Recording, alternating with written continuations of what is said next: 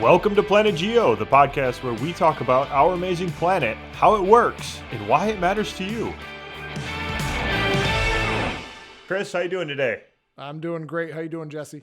Oh man, I'm doing really well. I'm excited for today's episode, to be honest with you. But before we get to that, let's do some brief introductions. You are Chris Bullheis, a nationally recognized earth science teacher from the great state of Michigan. And you are Jesse Reimink, one of my former students, now a professor of geoscience at Penn State. And this is Planet Geo, a podcast where we talk about amazing aspects of our planet and why they matter to our everyday lives. So let's get into it here with this episode. I'm super excited about this episode.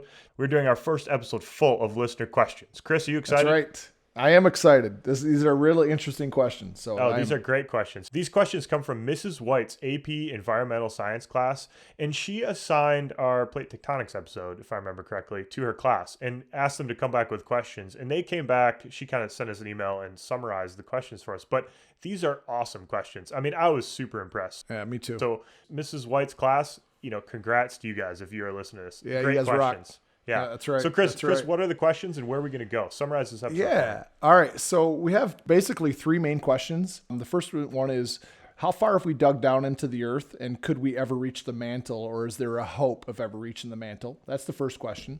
Second question is, what kind of instruments are used to determine the thickness and structure of the core and the mantle, since we don't have samples from them?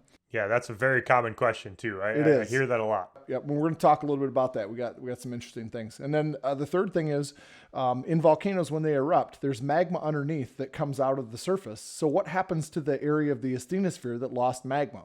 Is there an overall loss of magma? Those are the three questions that we're going to deal with today. And then at the end, we're going to talk a little bit about what is a magma chamber, because this is something that's very debated. It's a hot topic right now in research community, correct, Jesse? Absolutely. Yeah, absolutely. Yeah. I mean, that last question is a deep, deep question. Mm-hmm. It really is. I was so impressed. It's an awesome question. Yeah. So, all right. So let's get into these. Let's go with, how far have we dug down into the earth, and have we ever reached the mantle? So how far have we gone, Chris, as humans? Well, so we've only gone down about 12 kilometers, which is 40,000 feet. Yeah. Okay. Let's step back and think of the structure of the earth.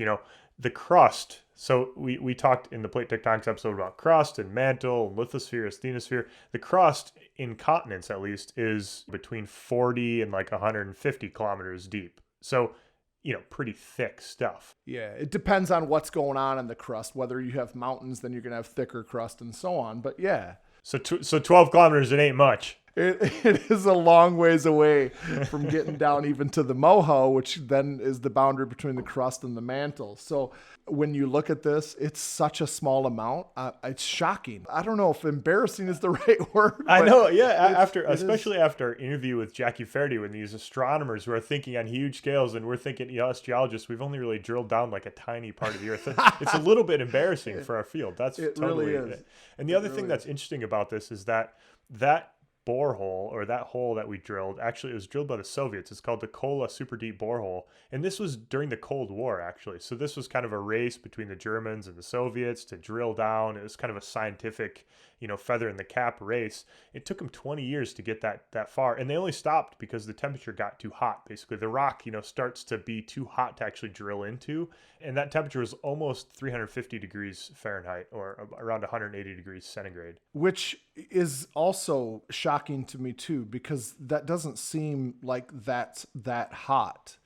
That, you know what I mean? Your oven gets that hot, right? Right. And it shouldn't be something that would inhibit us from going deeper. But, then of course you have the friction of the drill bit, I assume, and all that kind of stuff going on. But taking 20 years, that's amazing. And the other thing to note here is that there are plans in the works, or there's proposals in the works, to drill down through the crust and into the mantle in the future. And, because it's a really interesting scientific question.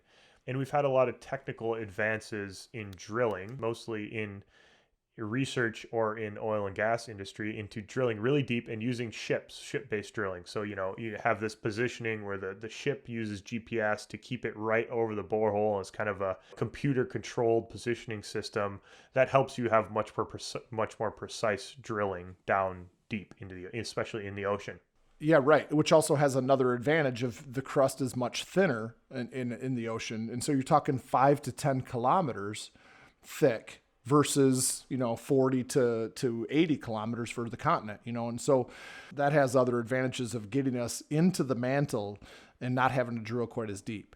Yeah, absolutely. And the main thing that struck me when we were kind of reading about this is these things are expensive. It is expensive to try and drill down into the mantle. This one proposal from the International Ocean Discovery Program. Yeah, it was over $1 billion. $1 billion. Yeah, I mean, right. That's crazy. I mean, it's awesome. Okay, yeah. To summarize, the answer to question number 1, how far have we dug down into the earth? We've drilled 12.2 kilometers deep into the earth. And the center of the earth is 6,300 and round about 70 kilometers deep. So we're not very We're a little deep. Off. Yeah. Way less than 1% of the depth of the total thickness of the Wait earth. a minute. Are you telling me that the movie The Core was like not realistic? Is that what you're saying? It's shocking, right? It's shocking. The Core. Unbelievable. Hollywood had it wrong. Okay. They did. They did. So that's I think another topic. Yeah, that's another topic. Exactly. All right. So on to question number 2, Chris. What kinds of instruments are used to determine the thickness and structure of the core and mantle, because we don't have samples of them? And actually, I was just hassled about this by my future sister-in-law over Christmas about, oh, Jesse, how do we know the structure of the earth? Like, you don't have samples of them. How can you possibly know what it looks like down there? So it's a very common question. So what's our answer?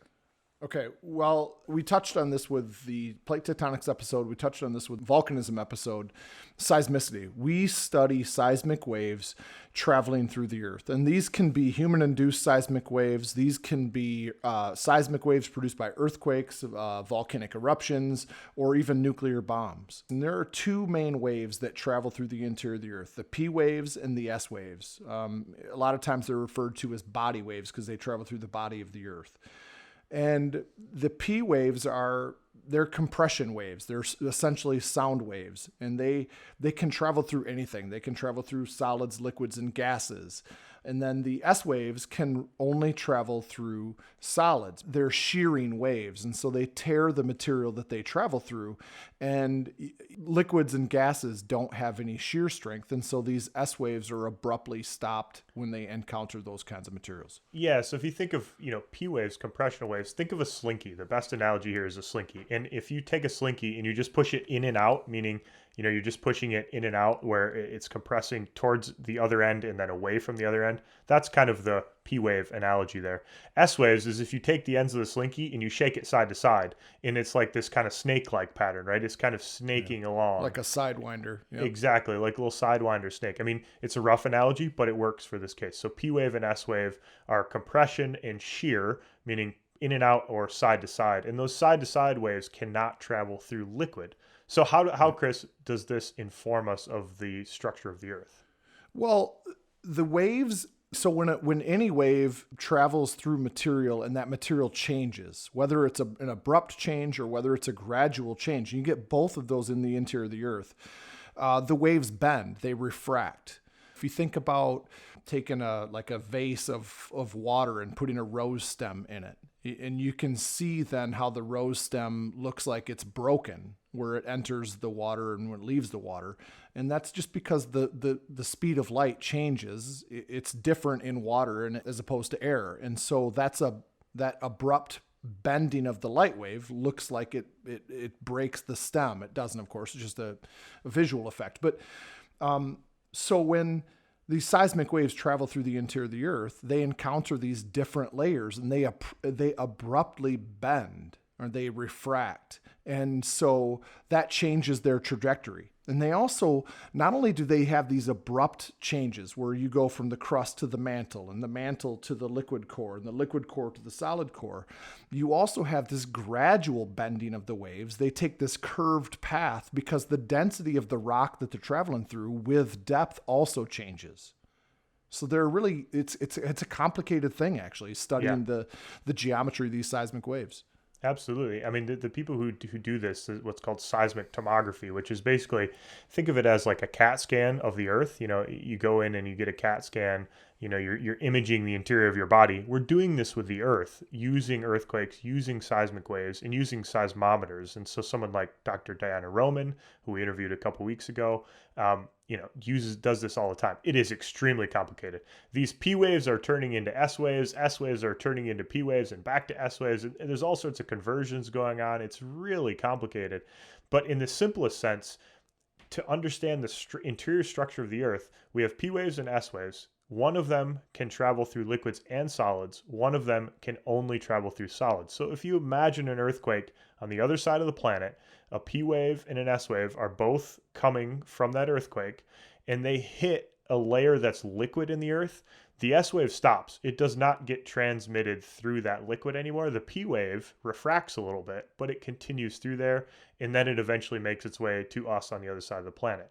So that is called what we call a shadow zone, which means that there's some liquid down in the Earth. And this is how we know that the outer core is liquid iron, because earthquakes on the other side of the Earth, or seismic activity, atomic bombs, whatever it may be, that produces seismic waves, they don't get transmitted through, at least S waves, don't get transmitted through parts of the Earth. Those must be liquid, because S waves don't travel through liquid. The P waves make it through. So we can kind of tell where that boundary layer is, because if you layer a whole bunch of seismometers around the Earth, you can kind of get a pretty good idea of the geometry of the interior of the Earth by looking at this, using this kind of CAT scan of the Earth. Yes. And also when the P waves travel through the liquid outer core and then the solid inner core too, they slow down. And so when they come out then on the other side of the Earth, they arrive on the order of a couple of minutes slower than what was originally expected before we had this knowledge of really the layering of the Earth was. And this was also really perfected when we were doing a lot of testing of nuclear bombs, say in the late 50s and early 60s, because, these seismic tomographers knew exactly when and where these detonations would take place. And they give off a P and S waves just like an earthquake does. And so they were able to really hone in that on the interior structure of the Earth due to the testing as nuclear bombs. Yeah. Yeah, I mean, it's super interesting. There's a lot of geological insights that were gained from the nuclear weapons thing, but that's a discussion for another time and place. But I want to talk about this though. What brought this question up about, hey, really, come on, Jesse, how the hell do we know what's going on in there when, we've never seen it? Like, how did this come up? First, give me some background. I think I can't remember what it was, but I think I walked in the room and Meg was just like, hey, I got a bone to pick with you about the interior of the Earth, And oh, okay, great. Where are we going with this? Let's argue it out. It's a fair misconception to say you don't have samples, so how the hell do you know what you're talking about? And, it's inference. We are using inference, but we're using pretty damn good inference. And this is very well known. We've known this, like you said, Chris, since the 50s and 60s, what the interior structure of the Earth is. And the other thing is, we do have some samples from this region. So there is, especially in subduction zones, so go back to the plate tectonics episode, there are bits of the mantle that have been kind of broken off of oceanic crust, and part of the lithosphere has been thrust up onto the continents, and we can walk on former mantle. So it's mantle rocks, it is mantle, but it has been pushed up onto the surface, and so we can go study it now. It's several million years old now, but it is still mantle stuff. And the other thing is that, again, our diamond episode highlighted this. Diamonds preserve parts of the mantle in them, and we have diamonds from down to 700-800 kilometers deep in the Earth that erupt up. So we actually do have samples from very deep in the Earth. They're diamonds. They're usually not gem diamonds. They're pretty ugly diamonds typically, but industrial, right? Yeah, and they do come from very deep and are scientifically very, very useful. Yeah, but you're still going to get the person out there saying, come on, really, 800 kilometers when you just said the radius of the Earth is 6,378 kilometers. That's really not that deep. When you first told me that question, I'm like, really? That was what was said, is we've never seen it, so we must not know anything about it. It got me thinking, because it is a valid point. I hear it a lot. How often in science do we use indirect evidence, other things that point to what is real? We use it all the time. I mean, think about it. In a chemistry class, we study the structure of an atom, and we've never seen an electron, but we study them. We know these things, and we know the structure of an atom without really I've never seen one. You've never seen one, but there's other pieces of evidence that lead us down this path. I mean, so much of science works is based on indirect evidence that come to conclusions that are 100% accurate. I agree completely. And if some of these things, like the interior structure of the Earth, this is a well-known, well-accepted, very well-evidenced, effectively fact. But there's a lot of argument in science. So do not have the misconception that all scientists agree on stuff, because I've been writing papers that get rejected because people don't agree with what I'm saying. There's a heck of a lot of disagreement in science, and that's healthy. That's good. It's good to have a debate and to have a vigorous debate about things. And it's also not to say that, hey, we wouldn't love to be able to drill down to the interior of the Earth and have a direct look at it. I mean, we would love that, but it's not going to happen. I would want to bring up one other point. Meteors give us a really good look at what the interior of the structure of the Earth is based on the way the solar system formed. When these things formed, nothing happened to them after that. They didn't differentiate. There wasn't any metamorphism. They weren't remelted at some other point. I mean, these are 4.5 billion year old meteorites. Looking at what they're made of gives us a really good idea, and that's another piece of the puzzle list in terms of what the interior structure of the Earth is too, what it's made of actually from a chemical standpoint. And then also, well, let's look at the liquid outer core, for instance. I mean, we wouldn't have this electromagnetic field if we didn't have this liquid iron core that was circulating, generating an electromagnetic field. So that's a big piece of the puzzle too, right? Yeah. Oh, no, totally. So that is our answer to what kind of instruments are used to infer the thickness and the structure of the core and mantle, because we don't have samples. The answer is, well, we do have some samples of them. They don't go super deep, but we infer a lot, pretty well. And we have a very well understood structure of the Earth using seismic waves, using samples from meteorites, and using some pretty sound physical inferences. With that, Chris, let's move on to question number 3. And this question is, in volcanoes, when they erupt, there is magma underneath that comes out to the surface, and what happens basically in the asthenosphere or in the Earth? What happens to that region that lost magma? And I think you and I both had kind of different takes on this question, because this is a really deep question. So it is. It woke me up at night. This question woke me up. So Mrs. White, whoever your student is, I've been teaching for 25 years and I've never had this question in any of my classes. It's an amazing question. Such a good question. It really is. Yeah, totally deep question. And so Chris, take it away. Where did you take this? Oh, actually, there's a follow-up here. Is there an overall loss of magma is the follow-up. So take it away. What were you thinking about when you woke up in the middle of the night? So yeah, we had two totally different takes on this. The way I interpreted the question was, this student is asking, okay, if we have material coming from the mantle, coming through the crust, coming out of volcanoes, then what replaces the magma that came out of the mantle? You can't just have this void then, right? I mean, if this stuff came from wherever it came from, what replaced it? That's the way I interpreted the question.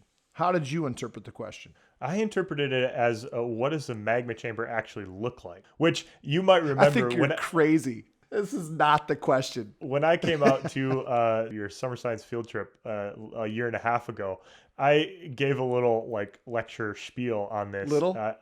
Well, I took a 2-hour nap while you were talking. Yes, so did the rest of the class, I think. I looked around and everybody was tired. I mean, in fairness to me, it was after kind of a long hike, and you had just given some random old man belaboring lecture that put them to sleep initially. So I took sleepy students and I put them to sleep with my lecture, but I think you got them to the edge. True at all. All right. So anyway, go. You interpreted the question how? I interpreted the question of, what does a magma chamber look like? Mm-hmm. Is there actually magma down in the Earth? So yeah, we answered this question kind of two separate ways, Chris. But before we get into our different interpretations of this question, I kind of want to step back and say, why is this important? Why did we stay up at night thinking about this question? It's an awesome question, and it has some real world implications here, because magma chambers or volcanoes and eruptions of this scale are obviously important for humans. Where volcanoes are, when they're going to erupt, that's important for humans. Go back, listen to our interview with Dr. Diana Roman. They're important for humanity. The other thing is that these magma chambers or these volcanic systems also are really important for producing metal deposits that are economically important. So things like gold, things like iron oxides, things like lithium, they're often found in these former volcanic centers, these former magma chamber areas is where we find economic mineral deposits that are really important to society. So it's an important question, and this is kind of why we stayed awake listening to it. Yeah, but I think before we answer the question directly, Jesse, I think we need to talk about what a magma chamber is then. There are so many misconceptions out there about what a magma chamber looks like. Yeah. So when you're teaching your kids, what does your class think a magma chamber is or looks like? My students think that a magma chamber is what you get beneath, a string of volcanoes, and it's like a pipe leading down to this big, vast opening miles beneath the volcano that is this magma chamber that is mostly, if not all, liquid. That's how most people envision what a magma chamber looks like. Yeah, and that's what the textbooks often say, right? It is. Yeah, it shows a big a vat of liquid many kilometers down deep in the earth. And that's fair enough because we go around and we look at rocks that are form of magmas and they look kind of like that. But this has been a relatively new revelation in the scientific community, is that this is not actually what magma chambers look like. Magma chambers are not actually magma chambers. They're not a big vat of liquid. It's actually more like a bunch of crystals with a tiny bit of magma kind of interspersed. Think of, one of these vases and you fill it up with the clear marbles and then you pour water into it. It's more like that. It's mostly marble and a little bit of water. It's mostly crystals and a little bit of liquid magma. And this is a new revelation. The evidence for this goes back to our understanding the liquid outer core, right, Chris? Because if there was a big vat of liquid in the earth, we should see it. And we don't see that with studying seismicity. Studying seismic waves, we don't see this big belly underneath volcanic centers, including Yellowstone, which is one of the biggest volcanic centers on the planet. We would expect to see this huge magma chamber below that, and we just don't see it. We see what you described. It's this mush of mostly crystals with some magma in there and very, very hot, soft rock that's in between the spaces. That's really what this bears out. And this was one of the things when I started graduate school, which was, a decade ago, this is one of the things that really kind of struck me, is that it's different from the textbook. I had gone through all of high school, all of undergrad, envisioning magma chambers as this big vat of liquid, of boiling rock.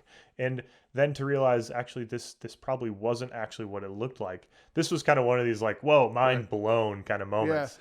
Yeah, it is. It's one of those things that I struggle with, honestly, Jesse, because the model of a magma chamber and how everybody thinks of it, it's still effective. It's not exactly how it looks, but it's still really effective. And to try to take that to what it really is actually very difficult. You're totally right. The analogy of a big vat of magma, it works to understand the first principles. It doesn't work in the details though. And we've actually never imaged a real big magma chamber on Earth. Instead, what we see is areas where it's a little bit hotter. There is some liquid there, maybe 10% or something like that, but not anywhere near 100%. And this is what happens during volcanic eruptions. This is what actually gets tapped during a volcanic eruption. And so the other important point here is that it's like 10% or 5% magma and 90 or 95% crystals, and it's actually pretty big. That's a huge area. To make up the magmatic volumes that we see, it has to be a huge area that is 5% melt, as opposed to a small area that's 100% melt, right? That may encompass the entire depth of the crust. It's exactly right.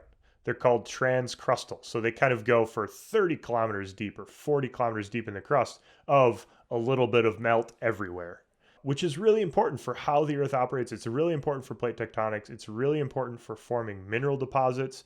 And it kind of gets back to the question of what happens when that magma erupts, Chris. So what happens when that magma erupts? Well, up higher near the surface, higher up in the magma chamber, is where you might get what people think of as a smaller, more traditional looking magma chamber, where something happens, degassing below that adds volatiles to this super hot rock, and it causes it to lower the melting point, and you generate more magma, or an injection of fresh magma from below, and it causes that heat, causes some melting higher up in this magma chamber. That's where, a lot of this magma that comes out of volcanic eruptions comes from.